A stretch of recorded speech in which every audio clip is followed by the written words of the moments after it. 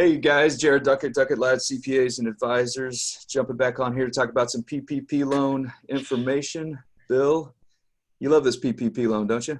Man, it's the best. It is Yeah. definitely ever evolving, Jared. It gives us an excuse to shoot a lot of these videos, so I'm enjoying it. Right. But no, what we wanted to do, we wanted to jump back on here and getting a lot of questions on the PPP loan. Like we said, we work through the application side. A lot of people have gotten their funding, and then the question about forgiveness is coming back, how to track it, and so forth. And so what we wanted to do, we're utilizing, different tools with our clients, and we're working through this process of, they've got the funding and we're trying to get it, to show the forgiveness and do it in SBA guidance. So what we wanted to do is almost just share the spreadsheet that we're using, the loan forgiveness calculator.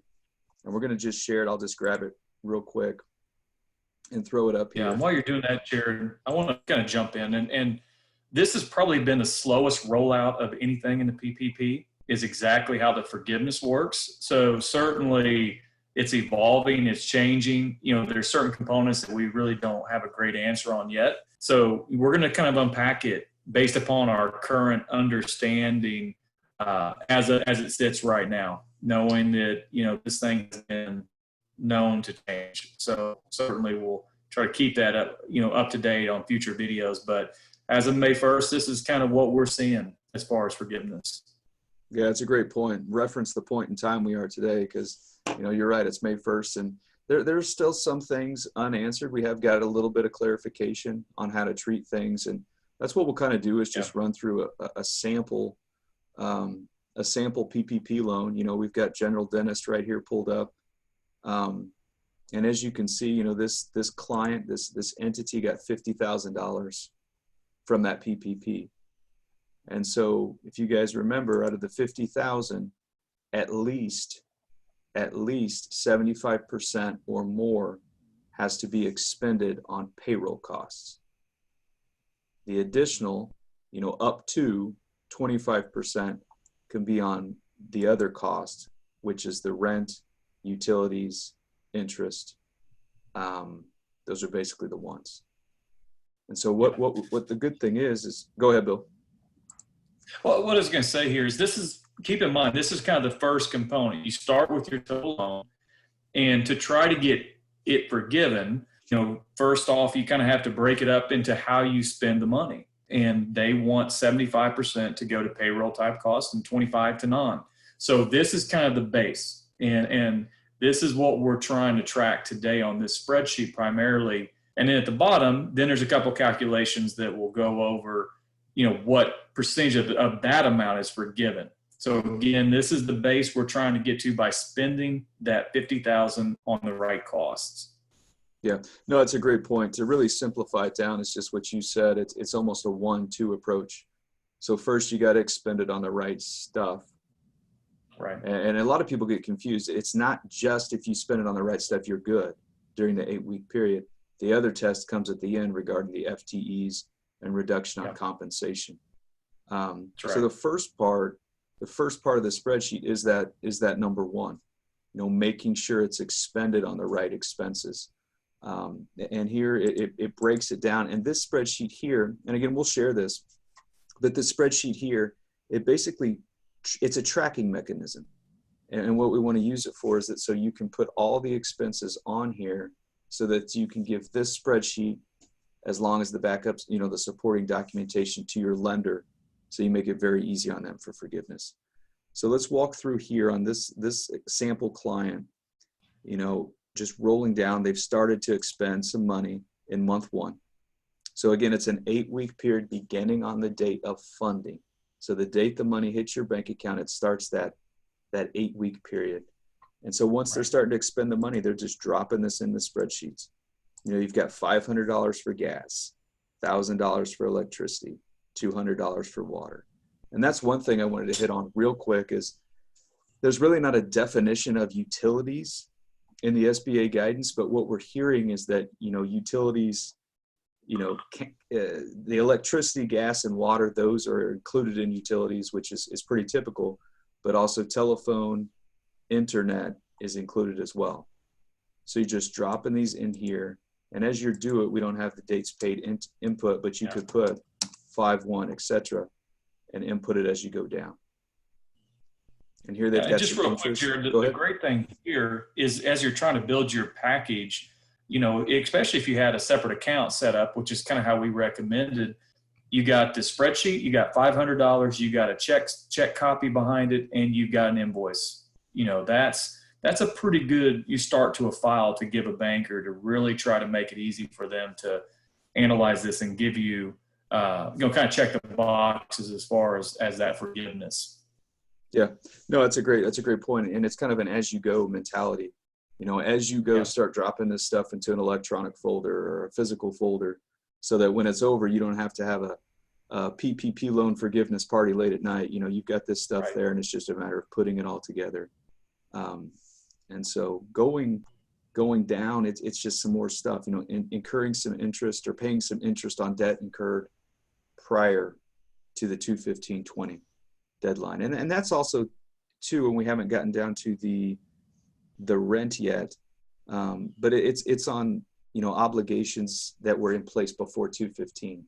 You know, if it's a lease agreement that you just entered into today, that doesn't count. You know, that's a new agreement. It has to be incurred prior to 2/15. Then getting down into the payroll, and again, this is all in the first month. You've got the payroll period, so they incur their first payroll, and this right here, salaries, wages, and commissions. So that's the gross amount.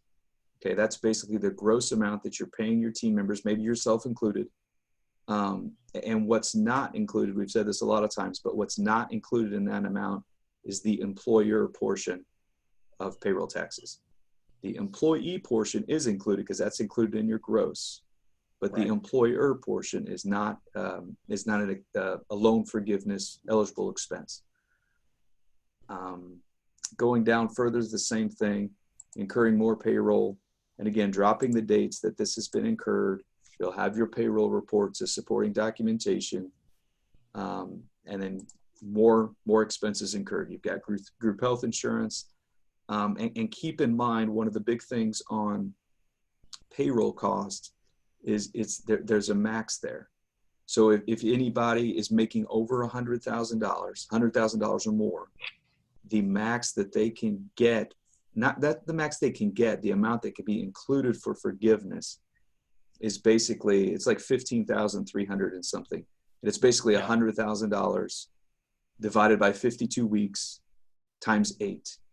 And a lot of people, myself included, I just automatically thought it was probably $100,000 divided by 12 times 2. You know, makes sense. We're all automatically thinking 2 months with 8 weeks, but they break it down to the week. So divided by 52 times 8 is what that amount is. And that gets down to your first month, and it's showing your split. Real quick, I'm sorry. Let me jump in real quick on the payroll. To keep in mind that our understanding at this point is that you take the gross payroll, and that's that 100,000, that 15,000 amount you're talking about. But group health insurance, retirement benefits, those things are on top of that amount. If that employee does happen to make over 100,000, so don't miss that that's something that could potentially be added in addition to the 15,000 that you're talking about. Yep, great point. So say that again. The $100,000 is the limit on compensation, not including benefits. So you can max out the 15,300, whatever, for compensation. Add on health insurance, retirement plan contributions for that employee of 100K or more. That's our understanding. Yes. So to keep rolling through, and again, it's just summarizing up month 1, and we don't have it filled out. Oh, no, we do have it filled out for month 2. It's the same deal. So dropping in the amounts they incur for utilities. Jared, scroll up real quick too. Let's hit on rent. Rent's at that very top one. It's kind of buried. It's hard to see, but there it is. In this situation, you have rent. And one thing that we feel is not really specifically identified, but our understanding is that if you have your own building, you pay rent to yourself, as long as it was under a lease agreement prior to 2/15. And honestly, as long as it's a reasonable amount, then I think you could feel pretty comfortable putting that in there. Now, that's something that down the road could change. We could get some guidance, but to our understanding, self-rental arrangements that were entered into before 215 can be included in this total. And you want to get 2 months of them in there. Basically, those 8 weeks, there will be should be 2 periods of rent included in this total. Yeah, the big key there is reasonable. Don't go in probably and increase your rent significantly for those 2 months. You keep it the same as what it's been. Be reasonable in what you're doing. But yes, our guidance right now is telling us the self-rent is still an allowable or a forgivable expense. So keep rolling through month 2. It's basically a lot of the same. So you're dropping in your utilities, you've got your rent up there, dropping in your wages again, more health insurance. Do you have any retirement plan contributions? That would go in here. Any vacation, anything paid out, that would go in here as well. And then basically at the end, we're summarizing it up. So it's just adding it all up. You'll notice, $50,000, you scan up here to the top, was the amount of their loan. 37.5 on payroll, 12.5 for other. Kind of come down here. They spent 36 on payroll and 11,700 on other. So there's still $2,300 that they didn't expend. So that's kind of so the first test is, did you expend it? And so here they're short. So Bill, let's hit on a couple things. So if you're short, again, you want to try to maximize this. You don't want to have to repay it back if you don't have to. So what can you do? I'll say, I'm not going to, I guess, think creatively, but not do something that you're not supposed to, but what can you do to try to maximize this amount? And we're hearing from a lot of people, a couple things. Retention bonuses. Yeah. Speak on that a little bit, Bill. What are your thoughts on a retention bonus and what that would look like? So one thing we're hearing a lot is there's probably a lot of people who are hesitant to come back because right now unemployment benefits are really, really pretty heady. When you're talking about the 600 Fed on top of the state, so they're disincentivized to come back. However, if you formally offer them a job back, then our understanding is that they're no longer qualified for unemployment. So, what we're hearing people considering is potentially doing retention bonuses. We're bringing them back in a tough situation, an environment where they probably are a little nervous to come back. So you could give them a bonus, bonus that it has to be reasonable. I mean, don't go crazy, but again, it's a reward to your staff for saying, thanks for hanging in there. We appreciate you during this time. We put you in a sense of uncertainty as far as employment, but this is a way to kind of reward them and bring them back. So if you look on this spreadsheet, we have $1,500 to spend. Perhaps you could do some retention bonuses across your staff, and that $1,500 comes back into play. Again, keep it reasonable. Hopefully in the past you've done some level of bonusing, so it's not completely out of the blue, but just be reasonable. That's an option out there that people could potentially look at. Yeah, that's definitely a strategy you could look to max that out. And in this situation here, they could actually go in and just bonus 2,300, to get them up to that amount. It's okay. That's right. It's okay to go over 75%. It just has to be 75% or more. The other number can be below 25. And so another thing too, so you got retention bonuses, but I've had this question a lot regarding payroll frequency. So let's say your payroll is, let's just say it's twice a month. So the first and the 15th or what have you, or maybe every 2 weeks. And they get to the end here and they're in between payrolls. Talk about, Bill, maybe shifting to kind of do a special payroll or a short period payroll to kind of squeeze in, cash paid during that 8 weeks there. Yeah. So this is strategies we've heard other people, consider, and that's, if you have a pay period that was incurred. So let's just say that your period ended June 22nd and your payroll was June 23rd. Your 8 week period is June 22nd. Your payroll is paid on June 23rd. Well, clearly those payments are during that 8 week, or those wages were incurred during that 8 week period. So is there a way you could expedite that payment out to get into that 8 week period? Now, what we're saying, don't misconstrue to say that we think you should pay future wages or things. I think that's a very bad idea. I think that's bad faith. It could reflect poorly on you. So we're not talking about advances. We're talking about trying to get, payroll that was earned during the 8-week period into to be paid during that 8-week period. So that could be a short pay period. Again, you'd want to talk to your payroll providers to see, what the options are there and how that could look. But it's something that certainly, if it's clearly for that 8-week period, it just happens, the payday happens to fall outside. Looking ways to see whether you can actively move that payment up into that 8-week period, even if it means a non-standardized payroll. That's something to consider and talk to your payroll provider. Yeah, and I'll reiterate a point you said, Bill. So advancing people, we've heard that before. Hey, can I advance, on the 55th day, can I pay out payroll for, the next couple of weeks just to squeeze in this period? We do not recommend that at all. We do not recommend advances. It has, the expenses have to be paid and incurred in the period is how we understand it. So you can't pay for advances for future payroll. That goes against what this is trying to do. So we do not recommend that whatsoever. At the end of the day, you want to be within the spirit, Jared. And one thing I'm going to say real quick before we move on to forgiveness is, guys, take this spreadsheet and chart it out. This is what we're doing with our clients right now, is actually plugging in projections. What's our payroll projections for this time period? And what it does is it allows you to be pretty strategic about how you're bringing people on and when they come on. And if they're not able to come on, are there other options to get somebody else on payroll to fill some of those gaps? So, this should spur conversations with your advisor regarding how do we spend this money appropriately in the spirit of the law within those 8 weeks periods. And you should be able to chart it out and start working backwards to try to get it done. Yeah, it's a great point, because those 25% expenses, I'll scan up here, these I'll say for the most part, are probably fixed expenses in your business. Yeah. You probably could right now let's say you're on day 8 of your PPP. You know what you're going to pay in rent for the next 2 weeks or 8 weeks. You know what you're going to pay probably roughly in utilities.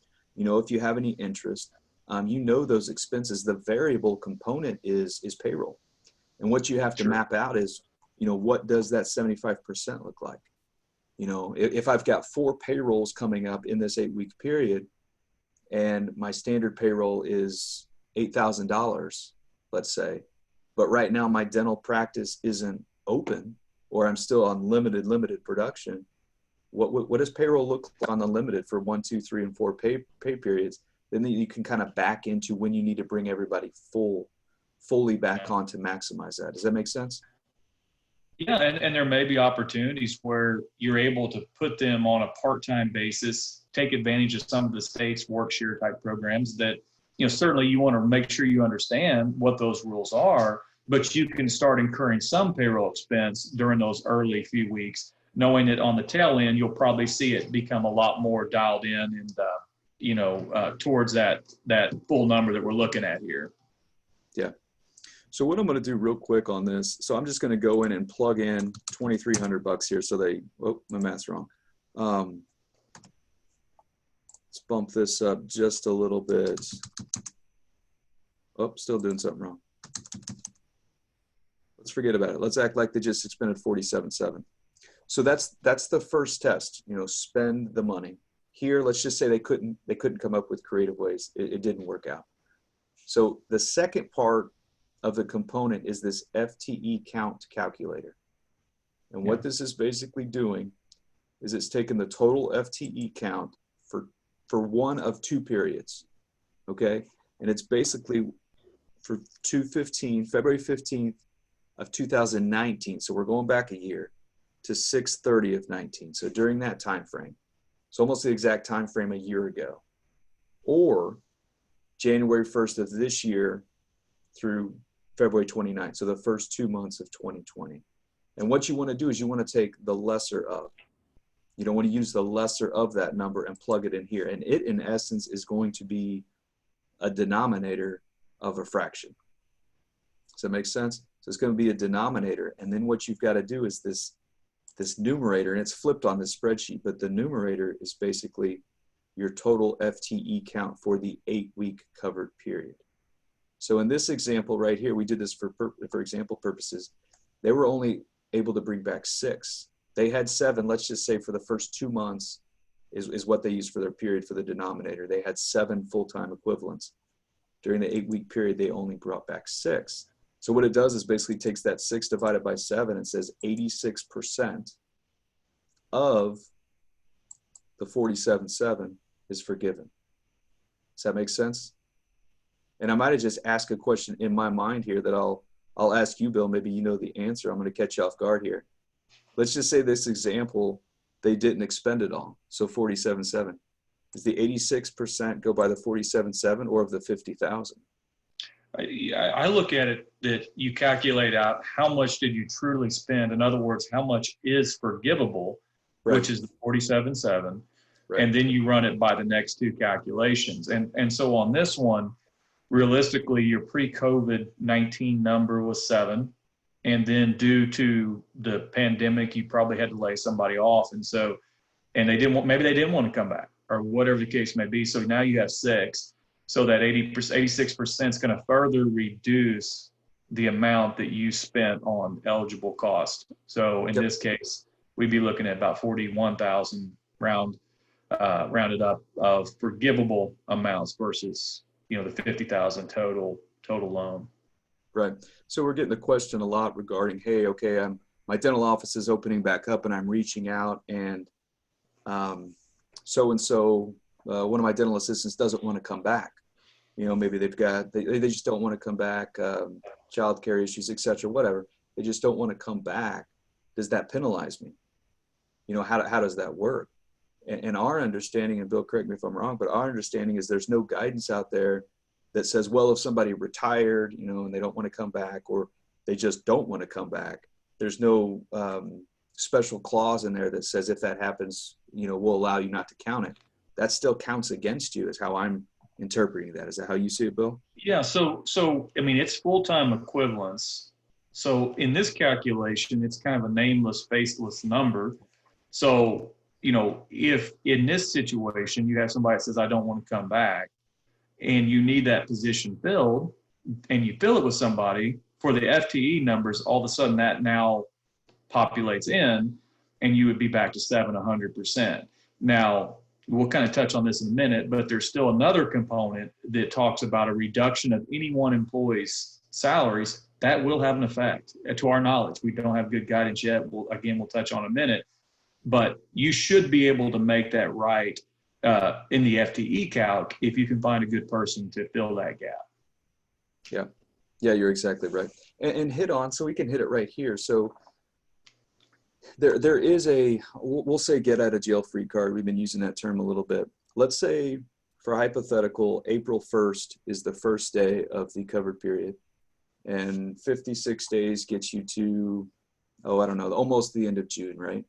So I'm sorry, almost the end of May is when your 8-week covered period's up. And let's say in this example right here, you still don't have 7 FTEs back. You only have 6. So you're getting dinged a little bit.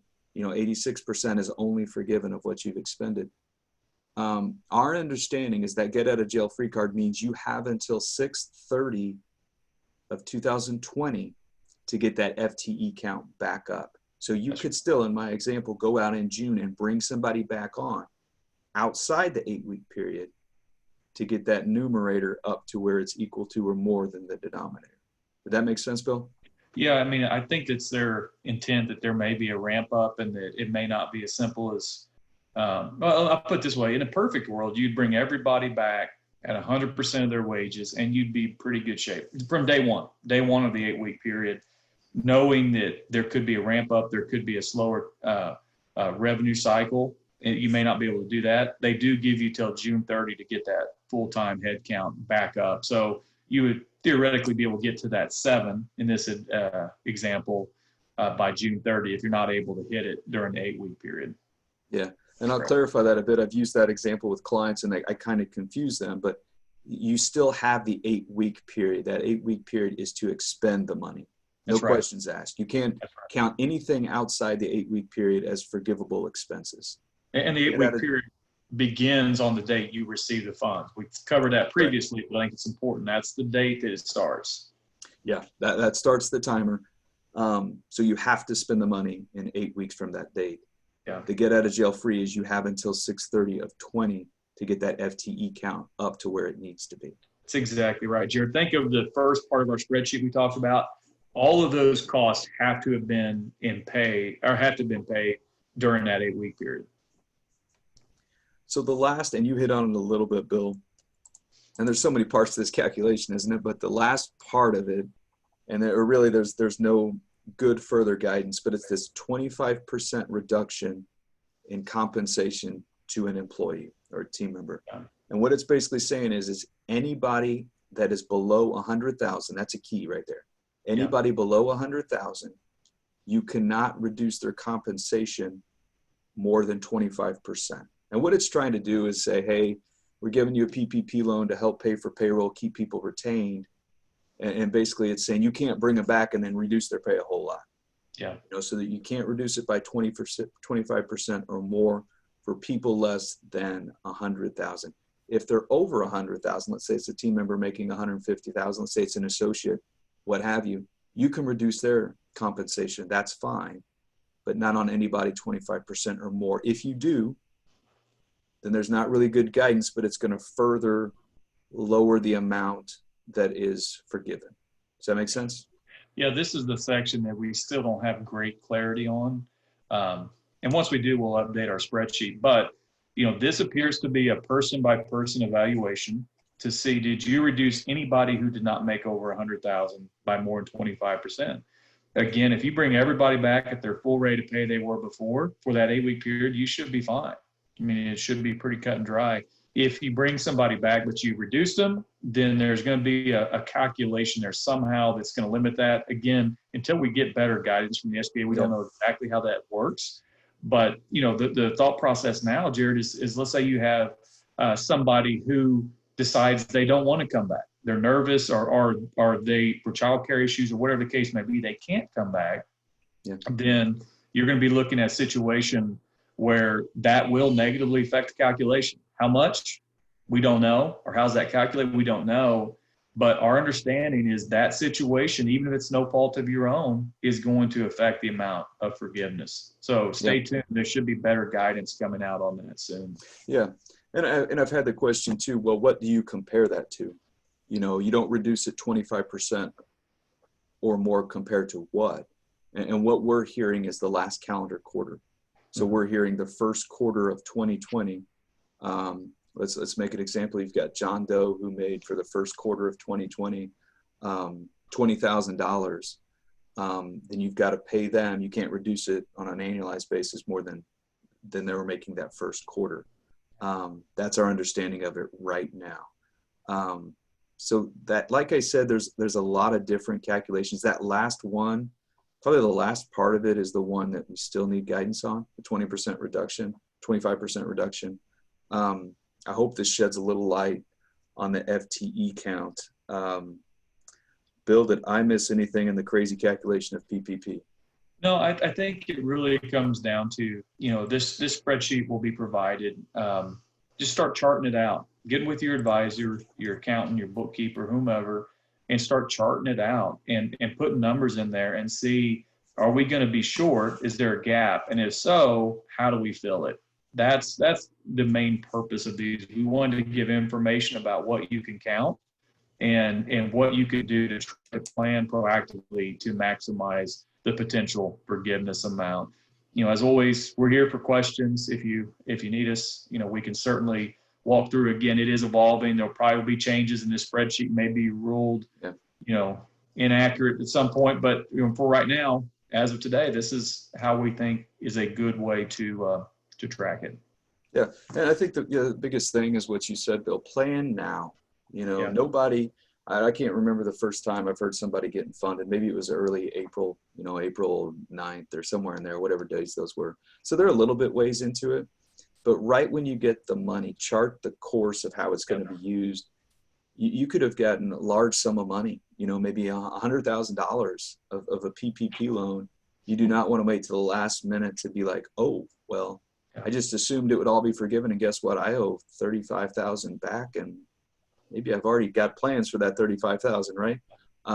Don't get caught off guard. Get with your advisor, chart this out, get a plan in place. Again, like Bill said, reach out if you have questions. That's what we're here for. We're here to help.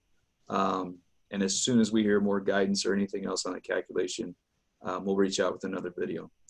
So Bill, appreciate your wisdom as always. Yep. You guys take care. We'll talk soon. See ya. See you.